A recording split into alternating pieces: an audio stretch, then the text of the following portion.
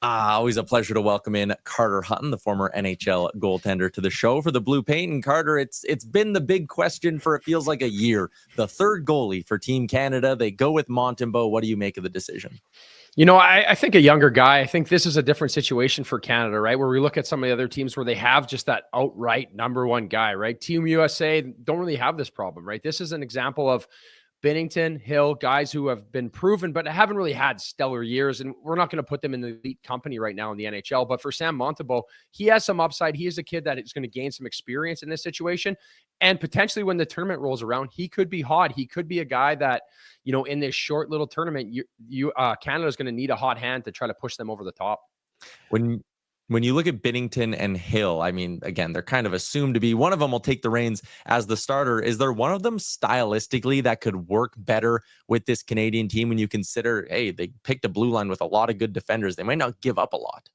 So Binnington is a guy who's a little more athletic, right? He's going to move around. He's going to chase the game. And a goalie who's been able to live up to the big moments, right? I think his whole career, he's been a guy that we've pushed down to the minors. He's fought his way back, winning the Stanley Cup, playing well in big games. But for Adin Hill, he is a guy that benefits from predictable hockey, right? He's been behind a good back end in Vegas. He's going to have two of his defensemen there as well. And I think when the game becomes predictable, Adin Hill is a guy that can be successful. And with all that being said, I know these teams have built their team. They've built for success, but you need a guy that can make big saves at the right time. And I think having these two guys as an option going into this is going to be a good chance for Canada. Hopefully have someone get hot and play well for them. Okay, I want you to put a stake in the ground today. Who's your starting goalie? Who's starting game one? And are you trying to go the distance from game 1 to 4 with the same guy? Is that the ideal situation? Or are you just bouncing around throughout the tournament, whoever's hot? Well, Frank, I wish we were starting on Team USA because it'd be a little easier. But I think I'm going to go with Jordan Binnington. I think at this point, his upside, his relationship with Doug Armstrong, and the fact that he is a guy that is known to be a gamer, right? I think his consistency is going to be the guy they go to. But I think we see multiple guys in this. And I think for Canada, this is the extent of just having a guy get hot at the right time. I keep circling back to that because we talk about the depth of other teams. We talk about Team USA. But in a tournament like this, you can kind of throw that all out the window, in my opinion. It's different if you're building a team for an NHL season where, yes, you're going to need a guy throughout that run. But I think Jordan Binnington is the guy that is going to be Canada's starter come Four Nations Cup. Okay, so let's flip it around to Team USA then, and I'll frame it this way. Will it be disappointing if someone other than Connor Hellebuyck gets a second of work in this tournament?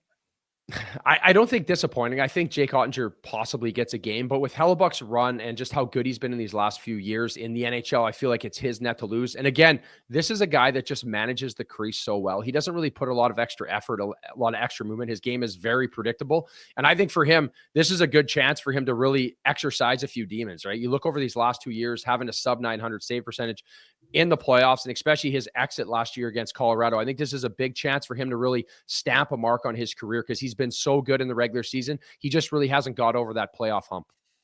Okay, so now I want to think about it from a different perspective because we know that Team USA has the best goaltending in the tournament. But if you put a Team USA B team in this tournament, would they also have the second best goaltending? So I'll give you some options. And I'm going to claim Joey Daccord here. I know that he's a dual citizen, but he only holds a U.S. passport. So that makes him eligible for Team USA. So I'm going to go Joey Daccord, Jonathan Quick.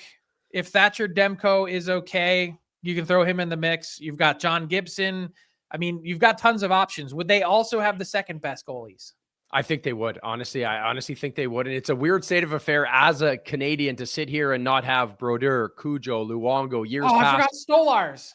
Stolars is there as well. And again, I thought Stolars was a potential pick as a number 3, just because a guy that could sit on the bench. He's done this throughout his career and get thrown into the situation. But just the fact that they have Thatcher Demko just sitting there ready to jump in, if he was healthy, is pretty impressive on Team USA. But with all that being said, Frank, I'm going to throw that all out the window because this is such a short tournament. You just need one goalie that is capable to be hot at the right time, make a big save here or there. So everyone has a chance at this, but depth-wise, definitely got to give it to Team USA. Do we not give enough love to, I know we just talked about Team Sweden and we saw their roster, but Philip Gustafsson and his ability in this tournament to maybe be a guy that steals some games? 100%, Frank. And I feel like Team Sweden has these are some 3 big name goalies, right? These are guys, again, that are big bodies, can play well, have been in big moments, right? And I think they all have potential. You have Linus Ullmark, who hasn't had the greatest year playing for the Ottawa Senators. And I think with Philip Gustafsson, his success he's had this year is going to be pretty impressive. And I know that Tyler kind of touched on it about Sweden's back end. I think Gustafsson is the smoothest transition into a guy that's played well. He's played in a lot of big games so far this season. So I think he's going to be a guy to watch in this tournament. I do think it's funny. Like, we spend so much time talking about the third goalie for Canada, and people will look at Team Sweden and be like, oh man, Gustafsson and Markstrom. But like, at the end of the day, in a tournament like this, if you get to your backup, you're probably already screwed. Like, if your goalie shits the bed in a game, if you get to your third goalie, it doesn't matter. Your tournament is probably over at that point, which brings me to the Sweden versus Finland question. If one of these two teams is going to pull off an upset, again, I think you can look at the goaltending on one end and be like, well, yeah, Sweden's got 2 guys, but UC Saros, I think he's the best of the bunch. Which team, when you look at their defensive structure and also who would be their starting goalie, has the best chance to pull off an upset here? You know, I think Team Finland, right? I think if we look back at the way they've played in international hockey, just the fact that they get to their game quickly, right? You have a lot of guys that buy in, and you look at their decor and then the way they are up the middle, right? They have some world-class centermen, which I think is going to make it harder to play against some of these elite teams. And for UC Saros, he's a very predictable goalie. He doesn't really make a lot of errors in the crease, and he's been playing on a team where he's had a pretty good season for the Nashville Predators, and he's going to go over there, and I think he's going to be exposed to some more chances. He's known to make big saves. So this is an exciting time, I think, across the board, right? There's so many storylines heading into it. And again, this is going to be ones where we look at Aiden Hill being on the team, Jordan Binnington. Those are 2 guys that potentially never really had great NHL careers if they didn't get hot at the right time and play well in the Stanley Cup. So this is an exciting time, and I think for goaltending and just for hockey in general. Does Kevin Lankinen have the least Finnish name ever? Do you know any other Finns named Kevin? He trips me up every single time. Frank, I would be lying. I think early on in Kevin Lankinen's career, when he came to the Nashville, I had no idea he was from Finland. So when he, got hot and stuff like that, I got to start doing my homework here a little more, because these names are throwing me off. I thought he was from somewhere in Massachusetts. That's fair. Carter Hutton from the Starting Goalies on Daily Faceoff as well, where you're seemingly always hot. Have you been keeping track of how many of your bets you've hit this year? It's going pretty well here. You know what the fact of the matter is, sometimes, like last night I had an Austin Matthews anytime goal. We got to keep track of the percentages, because sometimes I take the long shots out there, but it's been a lot of fun analyzing, and you know what, just getting some picks out there to hopefully help some people win some money. So you can find it on the Daily Faceoff Fantasy YouTube and over on the site under the Starting Goalies tab. Huts, appreciate your time, man. Thanks for doing this. Hey, thanks for having me, guys.